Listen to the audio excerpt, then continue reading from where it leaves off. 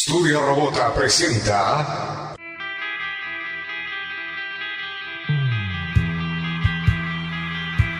Perdidos en el Éter.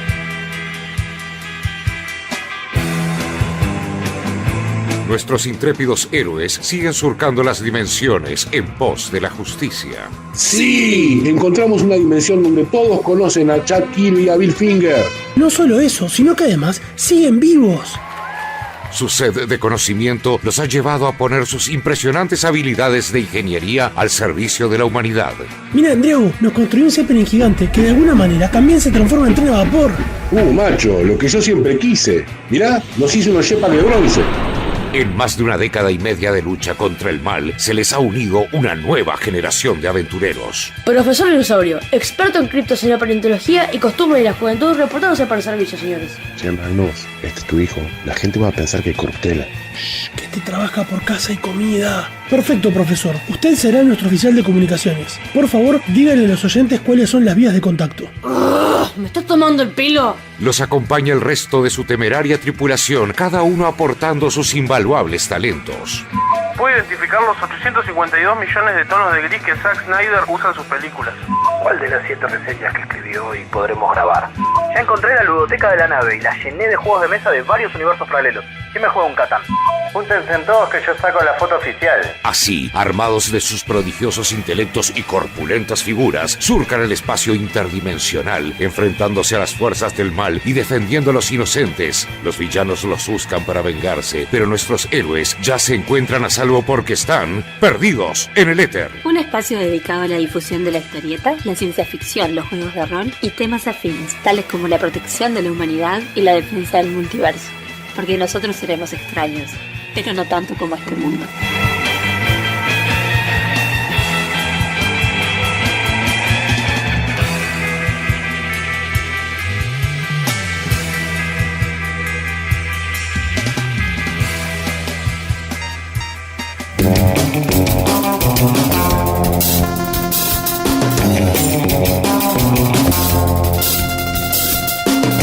Buenas noches y bienvenidos al programa número 305 de Perdidos en el Éter. ¡Wow! Un amigable vecino, Sí. Peter Parker, aparece en un programa de Perdidos en el Éter por tercera vez 3 veces consecutiva. seguida. Me mandé una trinidad acá. Hace rato que no venía. Vamos a no mentirle a la gente. Esto lo estamos grabando el mismo día Con el 303. que grabamos el de Ditko. Así que, bueno, Sí. Primero grabé el 304, después el 303. el 305. Pero ya que estaba, dije, Peter, vamos a hacer ¿Cómo no? una tripleta y vamos a aparecer acá. Hoy, como habrán visto, tenemos un programa de Bardo en el Éter que se salteó un mes por nuevos temas, pero volvió. Se viene ciencia. Un poco de ciencia y humor. Y tenemos al doctor Gonzalo Figuero, una eminencia de la antropología.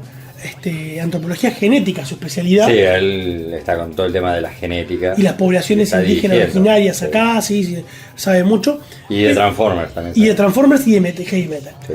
Y Gonzalo nos viene a hablar de el fraude de Piltdown. ¿Viste sobre todo en el siglo XIX, eso que les gustaba? En esas ferias, esos circos, ¿no? Caían con esas cosas. No, en círculos académicos serios, caían con- Peter.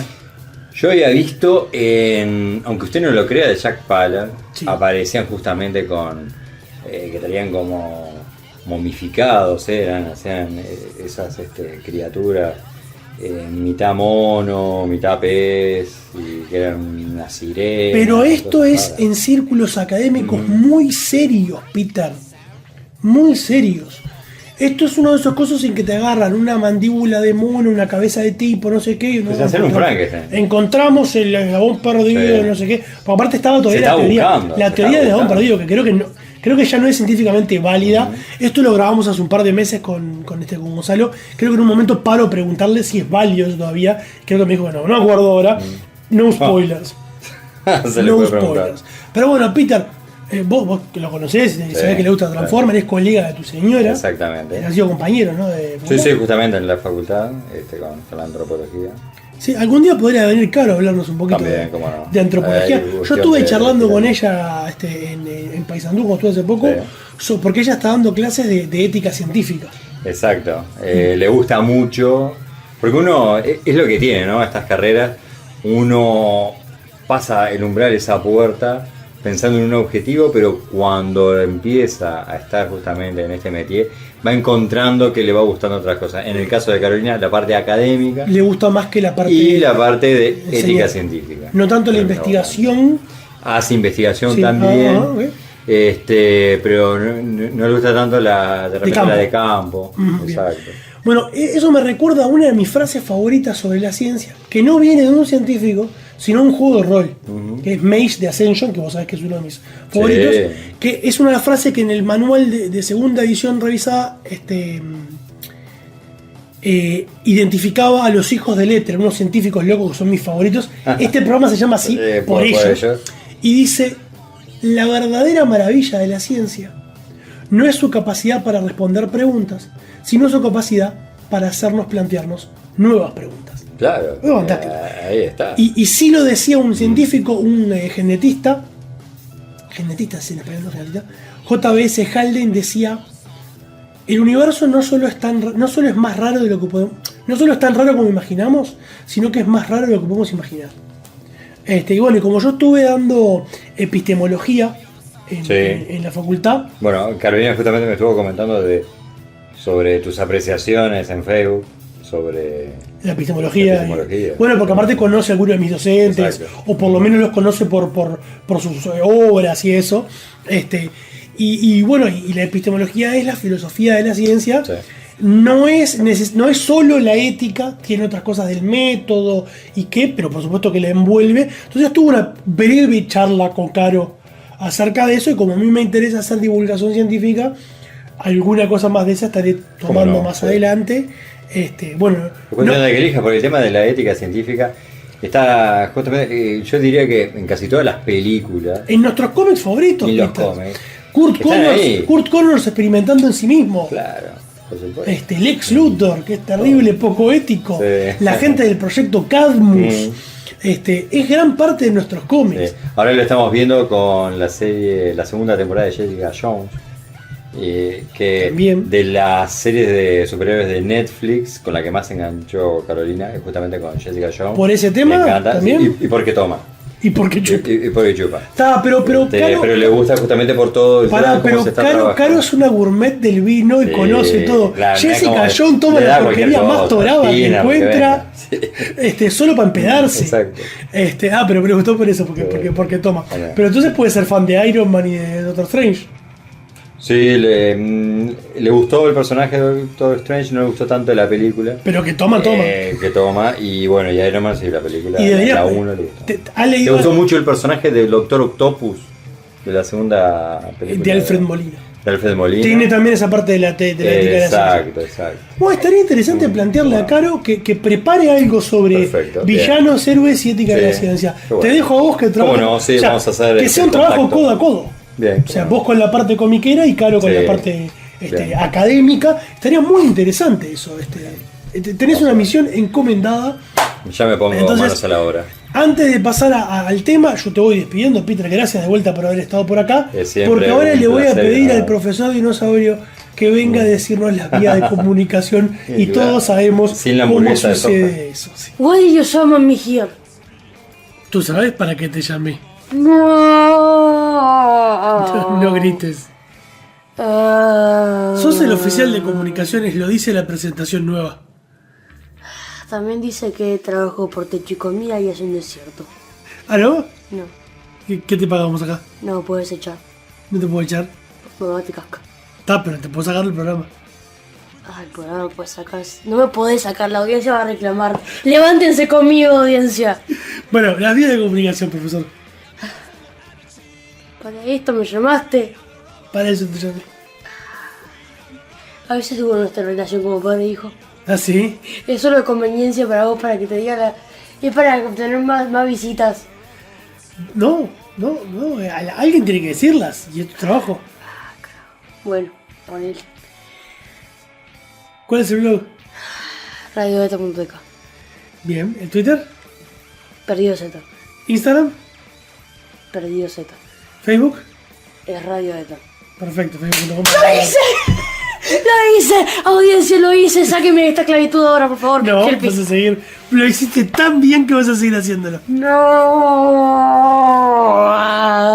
Aparte del aniversario de Pa, se cayó el programa de audio cuando. No, está funcionando. Eso. ¿Cómo le pasó? ¿Cómo pasó el día del este aniversario? Bien, comiendo brownie, jugando rol. Perfecto. Brownies comunes, nadie venga con ninguna suspicacia. ¿Y leemos algún mensaje de la audiencia, profesor? Bueno. ¿Le parece? Tengo por acá algunos para leer. Por ejemplo, ¿qué tenemos por ahí?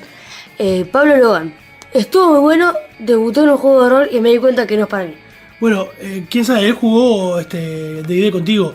¿Quién sabe si no es para él? Capaz que el máster no era de su estilo, capaz que el tipo de juego no era de su estilo. Sí. Uno nunca sabe, pero bueno, veremos.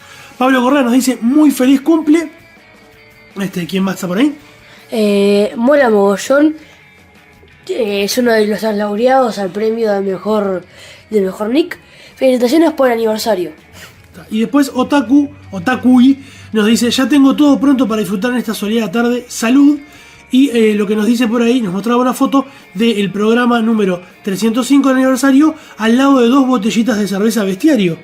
Así que estaban en buena compañía justamente de nuestros sponsors de Los Horneros, que lo encuentran en Guayaquil 3322 o en Los Horneros Vinos Finos y Cerveza. Y cerveza Bestiario, que ellos nos brindan amablemente, nos dieron premios, igual que la gente de Davok y otros. Ya lo mencionamos el programa pasado. Y justamente Daniel y Adriana de Los Horneros nos dejaron muy feliz cumpleaños por el programa. Vamos a escuchar un poquito de música ahora antes de pasar al fraude de Piltdown con Gonzalo. Vamos a escuchar a justamente una banda llamada The Piltdown Men haciendo Good Night Mrs. Flintstone. Buenas noches, señora Picapiedras. Perdidos en el éter. Es muy raro esto, es muy raro.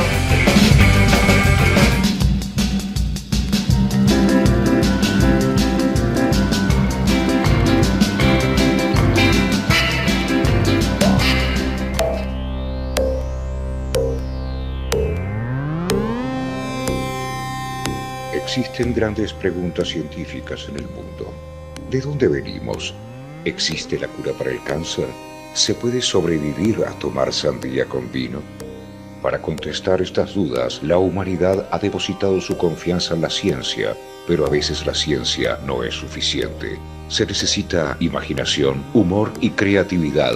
Se necesita hacer ruido. Se necesita... Bardo en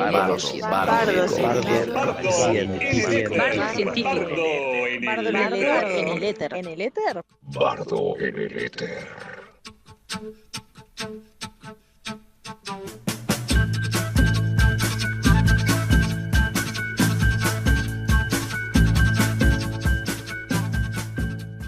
Como prometíamos recién, estamos acá en otra entrega de Bardo en el éter. Saludan la doctora Ana Zambrana, que se quedó de la vez pasada, pero que lo estamos grabando antes y son esas complicaciones que hacemos del tiempo. Y por acá recibimos al que nos va a hablar hoy de este fraude de Piltdown. ¿Cómo es? Lo tengo apuntado, pero es el fraude de... Piltdown. Lo dije bien, Gonzalo Figueiro, como habrán investigado, lo habrán escuchado, pues ya estuviste acá. Ya estuve. En el programa. Sí. Es licenciado en Ciencias Antropológicas, doctor en Ciencias Biológicas, docente en Antropología en la Facultad de Humanidades y Ciencias. Humanidades y Ciencias de la Educación, perdón. Exacto. Antropología biológica, y en particular se especializa en genética de poblaciones humanas antiguas y modernas y la bioarqueología de las poblaciones prehistóricas del Uruguay. Pero no estás acá para hablarnos de las poblaciones prehistóricas del Uruguay, ni de los tatuajes, ni de la batería, que son tus otros hobbies, sino de un pseudo prehistórico que apareció en otra parte del mundo. Efectivamente, vengo a hablar del primer inglés. De lo que los propios los nombres fuertes de la antropología inglesa al principio del siglo XX llamaron el primer inglés. Y que durante 30 años fue simplemente eso, o sea, un personaje, o mejor dicho, un eslabón no demasiado claro dentro de la evolución humana, y que en 1953 finalmente, que fue descubierto en 1912, y que finalmente en 1953 se comprobó que era un fraude. O sea, era un Ahí estamos sacando la foto. Ahí está, paro acá. Muy variable. Esto se llama producción río. Eso es una disfraz. Comprobaron entonces que era un fraude finalmente. Comprobaron que era un fraude. Y lo interesante es que hasta el día de hoy se sigue sin saber quién fue el perpetrador del fraude. Y pasaron nombres como el descubridor. Bueno, sospechosos son Charles Dawson, el descubridor, Arthur Smith Woodward, que era el conservador de geología del Natural History Museum de Londres, Grafton Elliot Smith, que era miembro de la Royal Society, Arthur Kitt. Elliot Smith y Arthur Kitt fueron los principales defensores de su autenticidad y la importancia de Piltdown.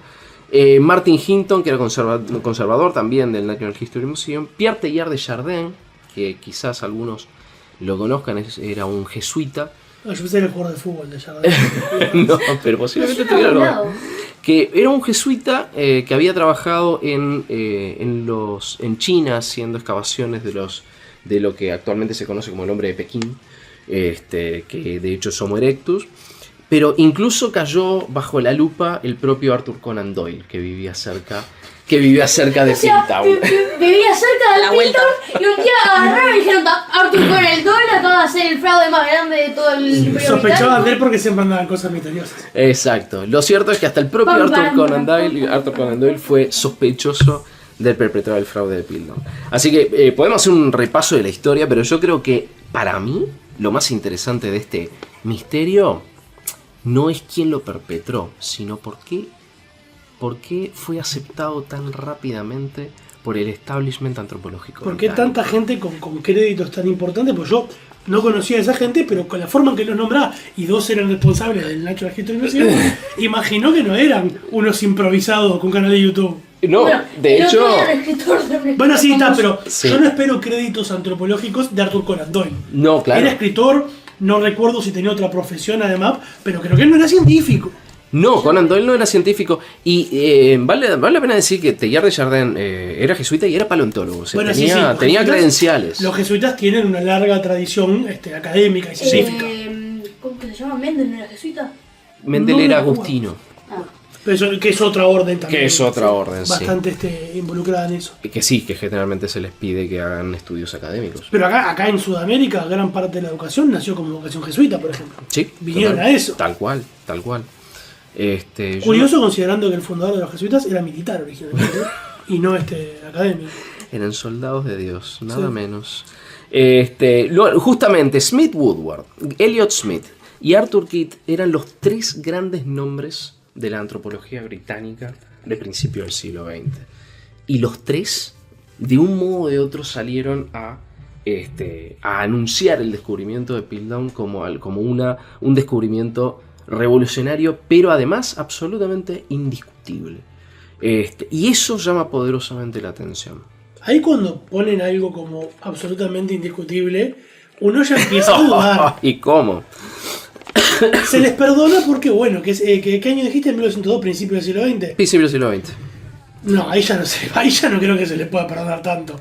No estamos hablando de científicos del siglo XVIII. No. Bueno, Arthur Conan Doyle, por lo que me estoy fijando, disculpa por meterme, No sé. Sí, adelante. aparentemente tenía terrible currículum, o sea... ¿Científico? No científico. Yo diría pero- que es abogado, por ejemplo, se me No, hace. mirá, a ver, fue golero, Como Julio Iglesias Como el Julio Iglesias, solamente que después no A escribió ver, novelas de Bolero. y misterio. Fernando Santulo. golero, médico, soldado... ¿Era médico? según ¿O me médico? dice acá, estudié en la Universidad de Edimburgo para ser médico. Bueno, está. Algo, una Una base base científica. Alguna tiene. idea tenía. Y fue también candidato a ser PM del Primer ministro. No, Miembro del Ah, no, Parlamento. perdón. y también era investigador, ¿De qué? en comillas, del tamaño de una cuadra, porque según lo que dice acá, se metió en 2 casos en los cuales logró que le sacaran los cargos a 2 personas. Ah, bueno, era un verdadero Sherlock. Detective. Tal cual. Además de escritor. Sí. Bien. Pero bueno, toda esta gente lo puso sobre la mesa como esto es indiscutible. Irrefutable. Sí, vale la pena poner las cosas un poquito en contexto. En 1856, en el valle del Neander, del río Neander, en Alemania, había aparecido lo que hoy se conoce, los primeros especímenes, lo que hoy se conoce como el hombre de Neandertal. Solamente que en esa época no se sabía cuál era el vínculo del hombre neandertal con el ser humano moderno, ¿no? Tengo una duda que el otro día discutimos con un compañero, ninguno de los cuales tenemos estudios de antropología. ¿Dónde pones el límite de humano? Bueno. es un aparte.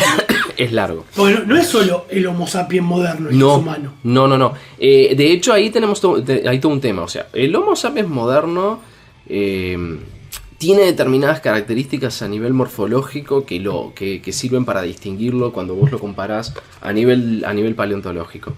Pero otra persona que entra en este drama de Piltdown, que se llama Wilfrid Le Gros Clark, que fue anatomista también de la Universidad de Oxford y en cuanto a autoridad científica el sucesor de Arthur Keith, fue quien en 1930 y poco hizo una lista de características, no para definir qué era humano, pero para definir qué era chimpancé y qué era más dentro de la línea humana. Si vos tenías un fósil, ¿qué era lo que estaba dentro de la línea de los monos y qué era de lo que era probable que estuviera dentro de la línea de los humanos? Evolucionó justamente en dónde ponías el límite de esto es un animalito y esto es por lo menos un ser pensante. Exacto. Bueno, ahí hay una cosa interesante que tiene que ver con cómo hoy en día se multiplican los nombres de fósiles que aparecen por ahí.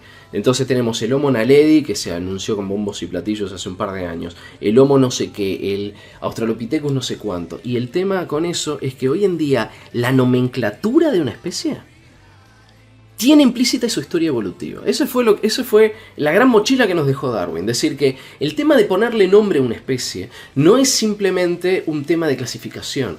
Casualmente la clasificación lineana, como la manejamos nosotros, nos da a nosotros una historia evolutiva. O sea, ¿por qué, por ejemplo, tenemos Homo sapiens y Homo erectus? Ponele.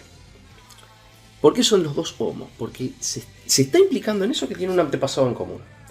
Después tenemos Homo no sé cuánto y Australopithecus, pero a su vez ambos son Hominina, que es una subfamilia dentro de la rama que lleva el ser humano. ¿Por qué se consideran parte de la misma subfamilia? Porque se supone que tiene un antepasado común. Y así sucesivamente. No estamos hablando de una línea, sino de un árbol con ramas. Exacto. Y entonces, cada vez que nosotros estamos incluyendo algo dentro de un nivel taxonómico, estamos suponiendo que esos tienen antepasados en común. Entonces, ¿qué pasa con Homo en particular? Que cuando vos estás diciendo que algo es Homo, estás suponiendo que tiene algo que ver con el ser humano. Y ponerle algo a un fósil de la antigüedad que sea Homo tiene una carga semántica y una carga simbólica tan fuerte que es muy que estás dando un mensaje, un mensaje mucho más allá de lo estrictamente biológico. Y eso es fantástico. Por ejemplo, cuando Louis Leakey a algunos fósiles de Olduvai le pone Homo habilis, estaba diciendo, muchachos, en realidad, enseguida todo el mundo dice, ¿pero por qué le estás poniendo Homo? Si es recontra parecido a un Australopithecus. Ah, pero este es Homo, ¿sabes por qué? Porque encontré herramientas de piedra. Y estoy seguro que fue el que las hizo. Y un Australopithecus no hace herramientas. Lo curioso es que hoy en día también se está poniendo en duda si el Australopithecus no hacía herramientas o no. Pero el tema es, si hacía herramientas, está dentro de esas características que nosotros tomamos por esencialmente humanas. Y por lo tanto tiene que ser Homo. Cuando hablamos de hacer herramientas es de realmente fabricarlas, utilizando alimentarias y no usar algún palito para sacar hormiga como hace algún... No, estamos hablando de fabricar. Es decir, agarrar, hacer chocar una piedra con otra y sacar un filo que empleás, aunque más no sea para rasquetear huesos que dejó la hiena que se fue. Entonces podemos decir que lo que separa lo que sería un humano, de vuelta entre comillas enormes, es eso, es la fabricación de herramientas. Hoy en día se calcula, es una de las tantas características que se le asigna. Y lo interesante, te saqué del partido, pero era... Pero esto también hace al tema de la aceptación del Eoanthropus dawsoni, que fue el nombre científico que se le dio al hombre de Piltdown. Cuando se descubrió el fraude, cuando efectivamente se descubrió que era un fraude, se confirmó lo que ya se sospechaba desde hacía mucho tiempo, que se trataba del cráneo, de la bóveda del cráneo humano con una mandíbula de orangután. Como era un cráneo de humano moderno, tenía el cerebro completamente formado de un humano moderno. Y por eso fue aceptado tan rápidamente por gente como Woodward y gente como Keith, que suponían que la primera característica humana por excelencia era nuestro maravilloso intelecto encarnado en un cerebro grande. Por eso fue aceptado tan rápido. Básicamente, un día alguien se equivocó, estaba armando los Legos y metió el cráneo de arriba. Lo hizo muy a propósito. Pero estamos hablando capaz que esta gente tenía una confirmación de un prejuicio que ya tenían o de una idea, porque ¿qué le gusta a la gente? Que le confirmen las teorías. No hay ningún... Y no te pones a mirar más de cerca algo que confirma tu teoría. Cualquier estudio científico es aceptado en forma inmediata y acrítica si confirma tus prejuicios. Eso es una verdad absoluta. Y en este caso sospecho que ese era el problema. Bueno, sospecho, es un hecho.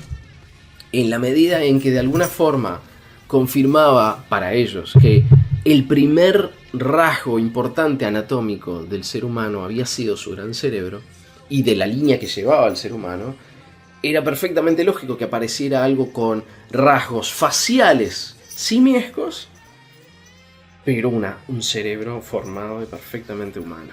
Entonces... Me he cruzado con algunos de esos. Me he cruzado con algunos que otros, sí. El famoso eslabón perdido. Es que era exactamente lo que ellos eso. querían encontrar. Era exactamente eso. El eslabón perdido entre el inglés y el mono. Y que es un poco capaz que lo que estabas hablando el otro día con tu amigo. ¿Dónde está el límite? Bueno, ellos inventaron ese límite. Ese límite. Claro, el problema es que tanto con el esqueleto del Valle del Neander, como los esqueletos que aparecieron en Java, en la actual Indonesia, 1891, y que hoy en día se conocen como de Homo erectus, como la mandíbula de Mauer en Alemania, otra selfie. Sí. Están sacando más fotos. Otra selfie, obvio. ¿Salió? Tengo el peor pulso del mundo, así que puedo haber salido horrible. Como los cráneos que se conocieron como de Homo pekinensis, pero de que hoy en día se conocen como parte de Homo erectus también, que son sacados de la cueva de, nunca lo voy a pronunciar bien, Shokudian, en China. Tenemos un oyente que sabe chino y nos va a corregir la pronunciación. Buenísimo, me encanta la Ezequiel, ¿es para vos esto? Dale. Porque lo busqué en internet a ver cómo se pronunciaba, pero todas las pronunciaciones que encuentro son en gringo. ¿Cómo se lee en gringo? Pero A ver, permiso. S-H-U. Eso es Shoukudien, creo que la ZH es Show. Show, bien. Ah, buenísimo. Por lo menos por ahí lo llevo bien. El resto capaz que no. Pero claro. Como Shenzhou. Sí. Entonces, Shoukudien, vamos a ver cómo nos corrigen esto. Que apareció al principio, que apareció en 1900, se excavó a partir de 1920. Todos ellos mostraban otra tendencia evolutiva. Y eso es interesante, que se ha confirmado desde entonces y hasta ahora. Que lo que caracteriza a los primeros antepasados del ser humano, pero millones de años hacia atrás, es, primero, el caminar sobre sus cuartos traseros. El bipedismo es algo muy, pero muy antiguo. Estamos hablando con facilidad 4 millones de años atrás. ¿En qué homínidos lo ponemos? ¿El Australopithecus o anterior? Australopithecus con seguridad. Sí. Y quizás Ardipithecus lo tenía, pero no en forma obligada, no en forma permanente, exactamente. Ardipithecus es un taxón ya del Plioceno. Perdón, también Australopithecus también es el Plioceno final. Pero sería Plioceno temprano. Pero tienen una diferencia de tiempo. Sí. No fueron contemporáneos. Lo que me da gracia es imaginarme a todo el mundo dateando y un día que aparezcan dos monos ahí caminando. Bueno, hoy vi ayer vi una viñeta en Facebook que era un pescado en el agua y otro que se iba caminando y le dice, no, don't walk away when I'm talking to you. No te vayas que te estoy hablando. Que te estoy hablando. Y así fue que empezó todo. Pero, no, las huellas de la Etoli, o la Etoli, no sé bien cómo es la cuestión ahí, la Etoli está en Tanzania, que son huellas fosilizadas en ceniza volcánica, muestran con 3 millones y medio de años, 2 personas, o posiblemente 3, personas. Seguramente, Homo no eran, caminando sobre 2 patas perfectamente. Y aún hacia atrás. Y lo otro es la dentadura. Tenemos Todos los homínidos, todos los homininos que llevan a la línea humana, y estamos hablando, tenemos una tendencia desde los 5 millones de años hacia acá, de un achicamiento de los dientes y una forma parabólica de la arcada dental. Si ustedes se fijan en una arcada dental, en una mandíbula de chimpancé o de gorila, las filas de los molares y los premolares, desde los colmillos hacia atrás, son 2 líneas rectas paralelas. Cuadrada. Es como una especie de U pixelada. Sí. Literalmente. En cambio, en nuestro caso es curva, es perfectamente curva, y eso se encuentra en Australopithecus para acá. Con caninos muy chiquitos, o sea, hay poco dimorfismo sexual. ¿Tiene algún nexo con la alimentación y lo que a veces, que no sé si es verdad, que dicen que la alimentación fue lo que hizo crecer el tamaño del cerebro? Es muy probable que tenga que ver con la alimentación. Es muy ¿Pero es probable verdad que, eso de que comer carne agrandó la masa cerebral? ¿O? Hay toda una línea de investigación que sugiere que sí. Que la carne, al ser proteína, y especialmente cocida, una proteína animal de alta calidad, habría contribuido muchísimo a... Y de alta biodisponibilidad también. Sí. Porque muchas veces el vegano o el vegetariano te aduce, no, pero hay tanta proteína o tanta cosa en esta verdura, pero no es igual de absorbible por el cuerpo. Es todo un tema ese. Y lo interesante... Sí, hay toda una serie de teorías que vinculan el tema de empezar del carroñeo, que fue lo primero que hicimos cuando queríamos comer carne. Sí, claro, sí. No teníamos carroñeo, pero dije carroñear porque es lo mismo en realidad. Sí, de hecho es no. la primera profesión, el primer arte en todo caso. Sí, y no éramos cazadores. Y cuando sos el menor de 6, saber. cuando sos el menor de 6 hermanos, también no lo dudes. hay que manotear lo que puedas comer. Mi esposa siempre se sorprende que yo como muy rápido. Es porque si no comía Y rápido. después te puedes hacer hipo y tus hipos son muy Pero si yo no comía muy rápido, comía una empanada nomás, una milanesa, ¿no? Es la ley del más fuerte. Las reuniones familiares. Darwinismo social. Las reuniones familiares son el Gran Prix de Mónaco. Gente apurándose a comer. En cualquier caso, a medida que se fueron acomodando los fósiles, se estaba viendo que lo que apareció primero eran los dientes pequeños. Era una arcada dental parabólica muy poco especializada, muy omnívora, con dientes chicos, colmillos chicos también. O sea, no hay forma de confundir un cráneo de gorila macho con un gorila hembra. Tienen mucho más grandes los colmillos. Sin ir más lejos con los colmillos. En nuestro caso, no utilicen los colmillos para distinguir un cráneo humano varón de un cráneo ¿Cuánta diferencia humano entre un mujer? cráneo varón y un cráneo de mujer? Pues, sé que hay diferencias en las caderas, en otras cosas, pero Exacto. ¿en el cráneo hay tantas? Hay. Sí, hay suficiente como para poder a veces tener una estimación con un 90% de probabilidad. Ahí estoy entrando en la falacia de ponerle un número a la probabilidad, ¿no? Pero son aproximados. Pero con un cráneo entero la determinación sexual es bastante buena. ¿Por qué? Debido a que en el cráneo se acumulan rasgos, especialmente en adultos, caracteres sexuales secundarios. Ajá. Y el carácter sexual secundario en particular, vinculado con el cráneo, es la robustez. En los aparatos, en los músculos masticadores y en los músculos del cuello. Y todo eso genera una impronta. Y todo eso genera cuestiones. Yo te diría que si tenés que lo que vas a ver en un cráneo femenino va a ser formas más redondeadas y más suaves que en un cráneo masculino donde al tacto ya notas cuestiones más accidentadas, sencillamente por la robustez de las inserciones. O sea, dicho mal y pronto, el hombre promedio es más carretilludo. Tal cual. O sea, podés encontrar una mujer carretilluda y en ese caso se te va la clasificación al diablo. O hombres con rasgos más delicados, pero tal cual, un promedio, por supuesto. Tal cual, pero cuando te manejas a nivel de promedio, las probabilidades se te inclinan que si tenés un cuello más robusto y más carretilla, lo más probable es que se trate de un varón.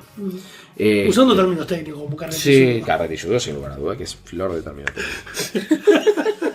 Entonces, lo interesante es que Piltdown ya desde, si bien nadie se animaba a cuestionar a estos grandes popes de la antropología británica, nadie sabía dónde encajar a Piltdown. Ya a partir de 1930 y algo, nadie sabía qué hacer con Piltdown. Porque lo que había aparecido en el resto de Europa, en el sudeste asiático, en China, bueno, en la propia África, habían aparecido los primeros especímenes Australopithecus africanos. todos estaban indicando una arcada dental pequeña, pero a veces un cerebro de un tamaño despreciable. Entonces, no encajaba en nada con Piltdown. Lo interesante es que 3 años después de anunciado el descubrimiento, un odontólogo, un tal Miller, decía que había algo que no encajaba en nada con los restos de Piltdown. Vale la pena decir que además los restos de Piltdown estaban rotos, como corresponde a cualquier fósil. Eran pedazos de cráneo y media mandíbula.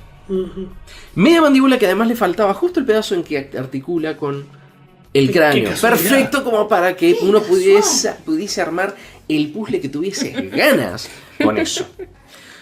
Y además, ¿y qué era lo único en la mandíbula? Que todo el mundo decía, esto es una mandíbula de chimpancé. Todo el mundo decía, es una mandíbula de chimpancé. Es una mandíbula de algún mono, antiguo quizás, pero mono al fin. Y decía, bueno, pero no había monos en Gran Bretaña en esa época. Bueno, pero nadie pensó es un fraude. A eso le llamaban ciencia. Sí. Claro. Sí.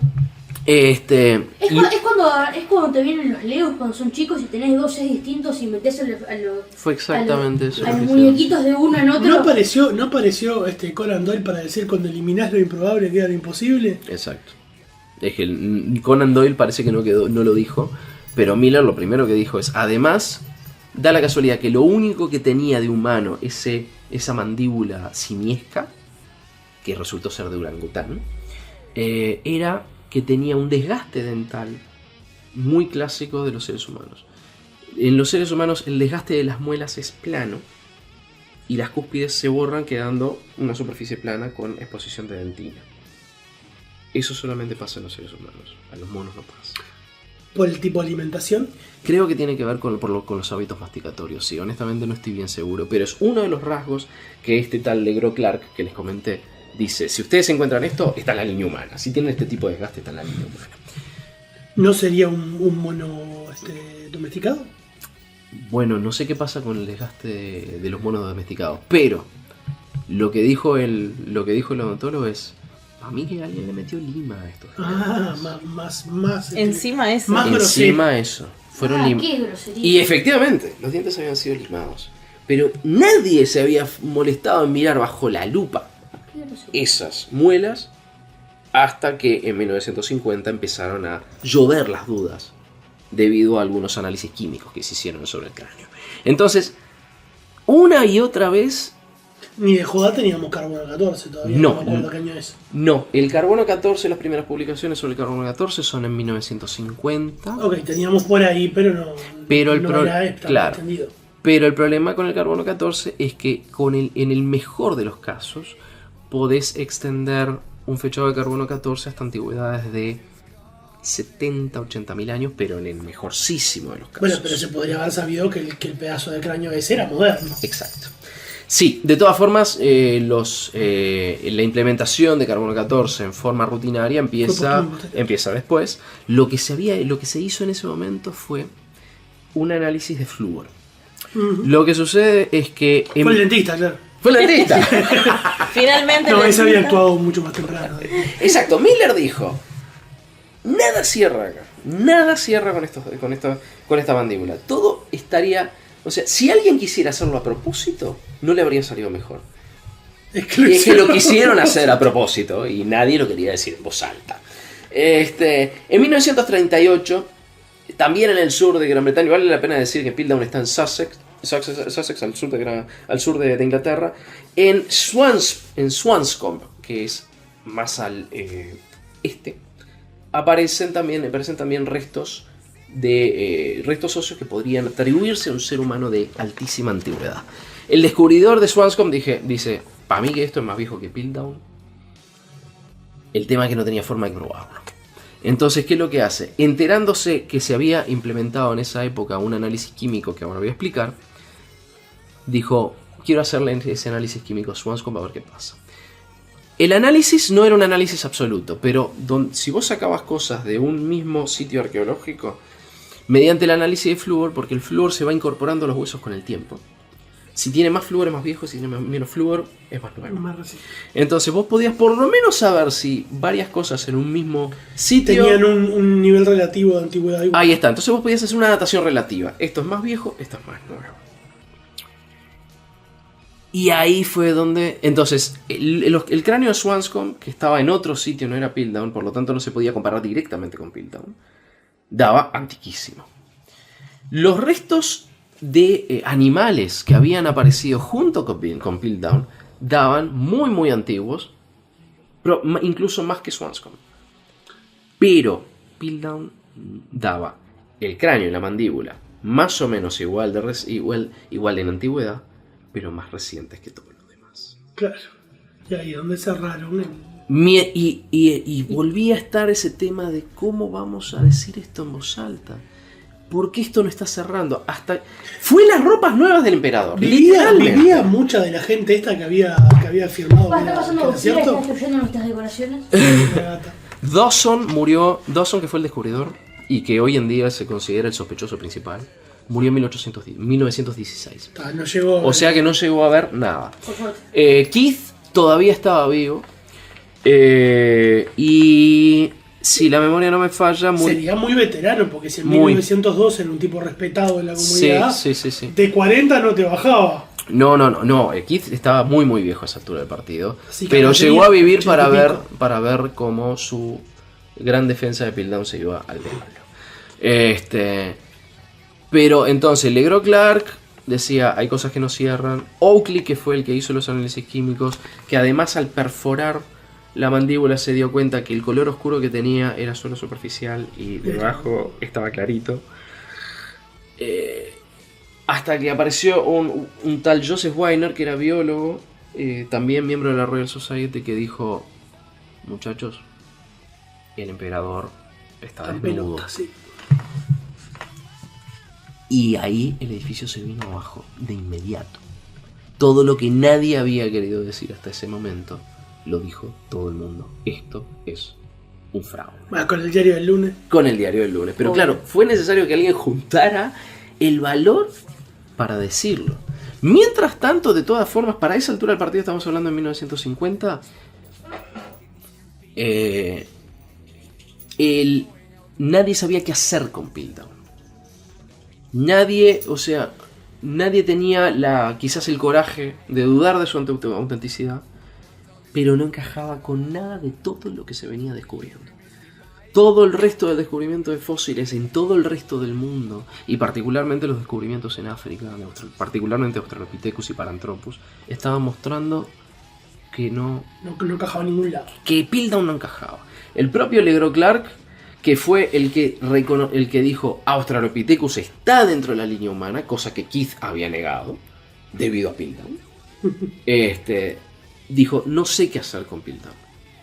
Y bueno, fue el propio Legros Clark que después escribió el artículo con Oakley y con Weiner diciendo, bueno, esto está bien, no corre. No corre. Pero durante 30 años, hoy en día se habla de una proliferación tan brutal de las publicaciones científicas que es imposible sobre un tema dado leer lo que es de tu tema. Es imposible, literalmente imposible. Piltdown generó en un año 70 publicaciones científicas, que para el principio del siglo XX es un número brutal. Brutal. Porque aparte, ¿en qué lugares del mundo se estaban haciendo publicaciones científicas? Es muy poco. En el mundo civilizado, entre comillas. Estamos hablando de Europa. Exacto. Francia. Estados Unidos, Europa. Y para de contar, capaz que en algún lado de Latinoamérica, pero... Exacto, quizás en algún lado. Bueno, se estaban recopilando datos. Exacto. En América. Todo el mundo se estaban juntando datos de todo, ¿no? Sí, en América Latina por ese entonces nosotros estábamos... Exacto. Sí. En América Latina nosotros estábamos en una época de enciclopedistas ilustres, que creo que a nivel de paleontología, etcétera, no, del otro lado del Plata el nombre fuerte era Florentino Meguino, que es otra historia fantástica, pero que no da tiempo para contar acá. ¿Otro día? Sí, otro día le damos, pero cómo no. Si el nombre lo conozco, es un tipo muy importante. Muy importante. La historia de la ciencia argentina. Absolutamente. Pero claro, pero si empezamos a mirar... Pero todavía nos parecíamos más a los naturalistas del siglo XIX. Totalmente. Dibujando un cuadernito, ese tipo de cosas, ¿no? Exactamente. Que obviamente tiene su valor, pero no tiene que ver con lo que estaba haciendo en Europa. Exacto. Entonces, pero de muchas de esas publicaciones sobre Piltdown insistían en lo mismo. La mandíbula no encaja. Sin embargo, eso fue ignorado sistemáticamente hasta que finalmente terminó cayendo el andamiaje. Hubo una cuestión de orgullo patriótico en el tema Piltdown. Encontrar ese nexo, ese eslabón perdido en Inglaterra. En Inglaterra, cuando ya habían aparecido el Neandertal en Alemania, el Homo heidelbergensis en la mandíbula de Mauer en Alemania, y Neandertales en Francia. Ya está. En un momento que, a pesar de que el Imperio Británico mantenía gran parte de su poder, en las mentes académicas estaba cayendo la idea de la hegemonía eurocentrista, colonizadora. Exacto. Fue un día tipo, están todos encontrando metales y eso. Sí. Además, lo peor era, habían aparecido en África, habían aparecido en el sudeste asiático, habían aparecido en el resto de Europa y no estaban apareciendo en Inglaterra. No podía ser. Tenía que ser. Era tipo. Hicieron su propio Brexit fósil. Ya para ese entonces. Sí, tal cual. Entonces, eso de no creerse Europa, pero a veces tener que superarlos. Sí. Porque están separados, pero. No, tal cual. Entonces, en resumidas cuentas, el fraude de Piltdown era groserísimo, incluso para los especialistas de la época. Habían cosas que no cerraban, pero todo el mundo prefirió mirar para el costado. Y hasta el día de hoy nadie sabe quién fue, pero lo más interesante es que... se llamó de Dawson, como dijimos. Se sospecha de Dawson. Sin embargo, se sospechó de Pierre de Teilhard de Chardin. Y se sospechó de Martin Hinton, el conservador del Natural History Museum, por la sencilla razón de que se encontró un arcón que le pertenecía, lleno de huesos teñidos de la misma forma que estaba teñido artificialmente el de Piltdown. Capaz son todos culpables. Entonces capaz que no son todos. Es una novela policial cardasiana. Todos son culpables de algo, tenés que averiguar de qué. Claro. Exacto. La parte... Pero... más importante de que quién fue son los motivos. Es un juego de clubes. ¿Por qué? Son los motivos. ¿Por qué? Quisieron dejar a alguien en ridículo. Para ver el mundo arder. Quisieron ver el mundo arder tal cual. Y lo que termina... Y la mayor parte de la gente termina muriendo en la explicación más pedestre. Fue una broma pesada que se le salió de las manos. La más lógica. La explicación más simple es la más lógica. La navaja de Occam, tal cual. Y lo interesante es que incluso en alguna de las... Aparecieron fósiles en dos lugares de Piltdown. Lo que se llamó Piltdown 1, los primeros fósiles, y después Piltdown 2, en otra localidad a 3 kilómetros. Los fósiles de Piltdown 2 eran falsificaciones aún más burdas. Era como si el falsificador estuviera diciendo, loco, ¿te das cuenta que esto es un disparate? Un esqueleto humano con un cartel que decía, claro, soy un hombre primitivo.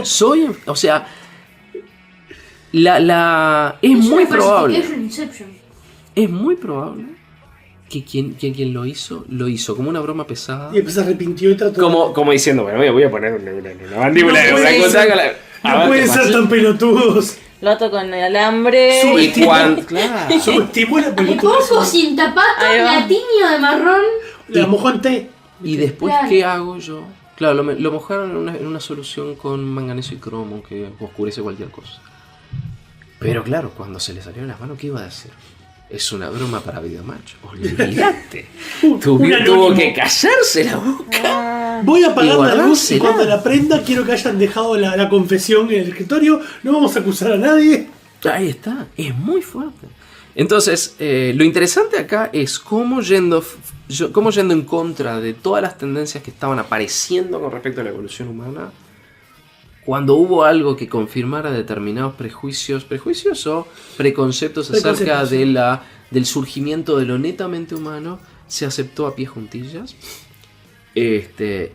Y cómo justamente algo fue muy probablemente una broma pesada salida de que se le fue, pero tuvieron que ir a buscar, o sea, dejaron la moto en el Parlamento y tuvieron que ir a buscarlo al muro de Adriano porque se la recontra fue la moto.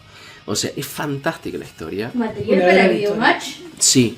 Entonces, sí, Dawson es el principal sospechoso hasta el día de hoy, con todos los estudios que se han vuelto a hacer sobre los restos de Piltdown. Pero el motivo sigue sin ser claro.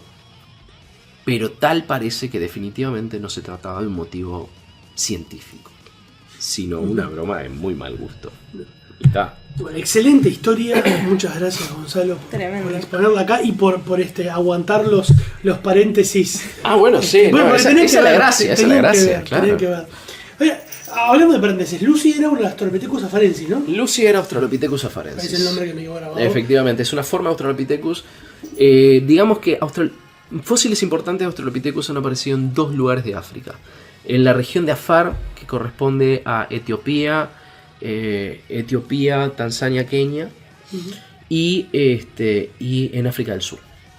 Las formas de África del Sur son son lo que se llama Australopithecus africanos, que fueron los primeros en aparecer. Y los afarensis. Y después afarensis y algunos otros, Barengasal y demás, en el norte. Mostrando además que, claro, y eso es fantástico, pensar que hace 2 millones de años, 2.500.000 años, no hubiese una sola especie caminando en 2 patas por ahí. No. Sino varias. Claro. Y quizás hablando. Bueno, o sea, eso es. Sí, y no estoy seguro si son exactamente esos, pero yo cuando era chico pensaba que el Neandertal y el Cro-Magnon eran cosas que habían separado, pero convivieron algunas de esas especies, ¿no? Sí. No sé si ellos exactos. Sí. El Homo neanderthalensis, es decir, las poblaciones de Neandertal, que eran una forma de adaptación al frío muy, muy interesante de la época glacial europea. Era muy velludo el Neandertal, dirían. Era más bien, muy retacón, muy robusto. Tendría muchos depósitos de grasa, capaz, para el frío. Sí, además como toda una cuestión de las vías respiratorias. Pensado que cualquier aire de frío polar que entrara por esa nariz llegara a temperatura más o menos aceptable en los pulmones. Bien. Hay muchas adaptaciones al frío en el hombre neandertal y que hacia 30 o 40.000 años atrás en Europa definitivamente tuvieron encuentros. Bueno, e incluso antes, 100.000 años atrás en Medio Oriente, convivieron y probablemente hasta se reprodujeron. Claro, sí. Se reprodujeron con seres humanos modernos, con Homo sapiens. Bien, entonces aquel cómic de DC viejo en donde el protagonista, ahora no me acuerdo del nombre, era el primer Homo sapiens de una tribu de Cromañones, creo que no funcionaba exactamente así, pero bueno, ahí lo tenía. Aparte tiene que haber surgido alguno. Lo buscás al cómic y es todo rubiecito él, y el papá es un cavernícola, llama Simiesco. Creo que no, y andaban en mamut y ese tipo de cosas con muy poca Antes de que terminemos voy a ordenar el trabajo, Ezequiel. ¿Encontraste la pronunciación? Bueno, estuvo cerca de lo que dije yo. Sí. Gracias a lo que ya nos enseñó Ezequiel. Sí. Ahí está. Bueno, así fantástico. que no logramos el trabajo completamente. Pero cuando tenemos muchos sospechosos, ¿quién puede encargarse del caso? Definitivamente hay que llamar a otro gran británico. Y seguramente, en este caso, a un gran británico que habla de un norteamericano. Sí, es verdad, personaje. Que estamos hablando de nadie menos que Perry Mason, encarnado por el gran Raymond Barr y memorializado en el ámbito del metal, invocado en el ámbito del metal por por una leyenda de la ciudad de Birmingham. Inglaterra. Y no Alabama. En Alabama, pero no viejo del corazón, él decía que su segundo cumpleaños era ahí. Ah, te puedo creer. Claro, porque había vuelto a nacer. Claro. 7 bypass o algo por el estilo. Le hicieron ahí. Y bueno, y terminó viviendo 26 años más, y 27 años, 25 años más, así que volvió a nacer. Así que el señor Ozzy Osbourne, nada menos que el señor Ozzy Osbourne. No sabemos cómo tiene sus molares de masticar cabezas de murciélago. Eso es verdad. Habría que averiguarlo. Y si le quedan dientes. Sí, porque capaz que tiene postizo y se los esconde. Tengo esa sospecha. Estamos hablando del programa de History. Lo que sí es divertido, y no sé por qué está en History igual, es un programa donde el hijo y Ozzy Osbourne hacen un road trip por no, tengo que verlo. ¿Cuál de todos los hijos? ¿Jack? ¿O porque el tenía que tiene el pelo castaño. No sé, porque Ozzy Osbourne tenía un programa de televisión hace años en MTV donde aparecían sus hijos más chicos, que en ese momento eran adolescentes y ahora son tipos que deben pisar los 30 del lado adentro en realidad. Claro. Pero tiene hijos de un matrimonio anterior que no aparecía en ese programa. Así que voy a tener que averiguarlo. A mí me divierte mucho, Rocío. Así que No, ese tipo es increíble. estamos pasados. Así Vamos que- a escuchar entonces a Ozzy Osbourne haciendo Perry Mason y venimos con el final de este programa número 296. Corrección, 305.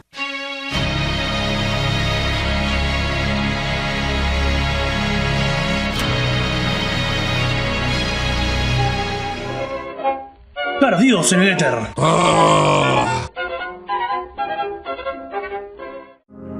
Tengo un sueño que me caigo, hermano. Ojalá no me hubiera quedado toda la madrugada leyendo reviews de IT. Y bueno, terminé de leer eso y tuve que ponerme a ver la original, la de Tim Curry. Boludo, ¿cómo que no la viste? ¿Cuántas veces te la recomendé? Dale, no tenés nada que... O sea, sí, tenés que estudiar. Buah. Puedes estudiar mañana, empezá la serie hoy. Dale, haceme caso, no te vas a arrepentir. Llego a casa y te completo y te mando eso que... el formulario ese que me mandaste, pero primero bancame que dejo cargando la tercera de BoJack, que la suspendí y ahora me quiero matar, están todos hablando de eso. No doy más, hermano, para verla. La Manija Podcast, un programa para gente con problemas un tanto particulares. Seguinos en redes sociales y escuchanos en tu gestor de podcast preferido. Llegamos al final de este programa número 305. Profesor Dinosaurio, gracias por haber estado hace unos meses cuando grabamos Pilton y ahora para grabar estas partes. Ya la gente puede haber escuchado nuestra nueva presentación, recibimos algún comentario sobre ella, si les ha gustado o no. ¿A vos qué te parece cómo quedó? Está bien, está bueno, sí, me gusta mi participación. Por favor, líbrenme de esta esclavitud. Me alegro.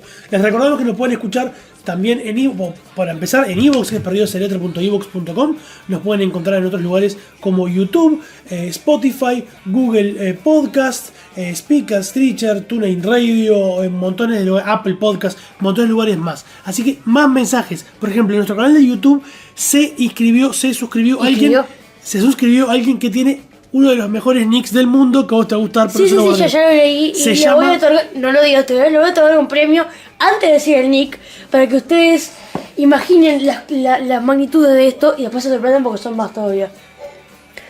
Constructor de cohetes para la NASA y canillita. Las dos cosas hace Sí. suscriptor. Gracias por suscribirte entonces. Y tenemos un mensaje de nuestro amigo y frecuente colaborador Ezequiel sobre el programa. Ya no es frecuente colaborador, ya es parte del equipo, pero él no quiere hacerlo. El diseño. Ya este es sobre el programa 304, el Titanes de Steve Ditko.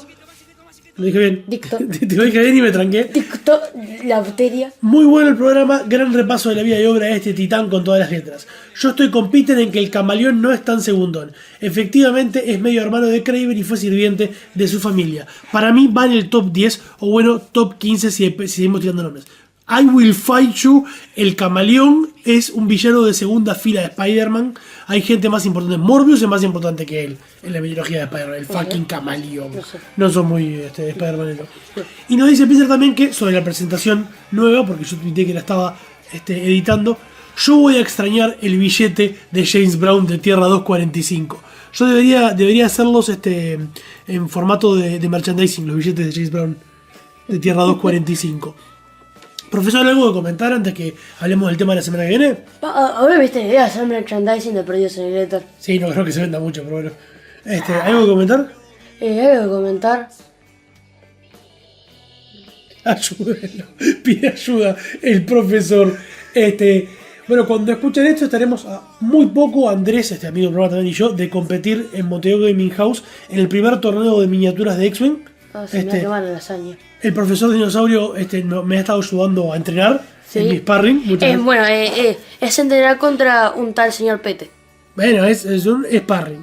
Pero bueno, ese es un juego que hemos comentado por acá y que nos gusta. Y bueno, vamos a competir en un torneo representando Team Perdidos en el Éter. Sí, pero ¿quién lo va a representar? ¿Andrés o, los dos? O Martín? Los dos. ¡Es vendida secreta! Ay, no, nadie la sabe. Bueno, la semana que viene vamos a estar haciendo una reseña de Jurassic World Fallen Kingdom, que la fuimos a ver hace poquito, ¿verdad? Sí. El profesor Dinosaurio, que es el encargado de hablar de dinosaurios, va a estar presente y veremos que nos acompaña Peter también. Veremos, ya sabemos que nos acompaña Peter. Y hablaremos de esta nueva película de la saga Jurassic Park, en este caso la encarnación Jurassic World. Bueno, nos encontramos la semana que viene. Profesor Nesorio, gracias por haber estado. Vivo acá, dejé el horno prendido. Con ustedes, queridos oyentes, nos encontraremos la semana que viene en Perdidos en el Éter, porque nosotros seremos extraños, pero no tanto como este mundo. Atención, la conexión interdimensional se encuentra inestable. Esta transmisión puede, en cualquier momento,